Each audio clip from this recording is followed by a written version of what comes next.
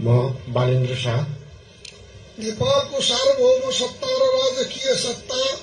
नेपालको सार्वभौम सत्ता र राजकीय सत्ता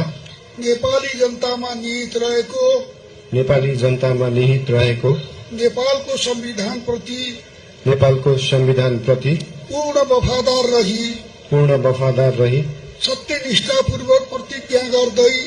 सत्यनिष्ठापूर्वक प्रतिज्ञा गर्दै ईश्वर, देश र जनताको नाममा शपथ लिन्छु कि प्रधानमन्त्री पदको जिम्मेवारी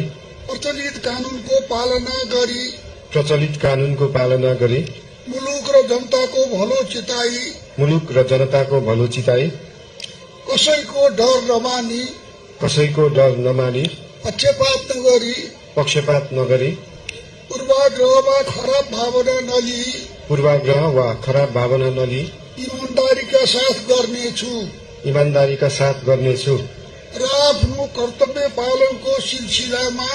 र आफ्नो कर्तव्य पालनको सिलसिलामा आफूलाई जानकारीमा आएको कुरा म पदमा बहाल रहँदा वा नरहँदा जुनसुकै अवस्थामा पनि प्रचलित कानूनको पालना गर्दा बाहेक अरू अवस्थामा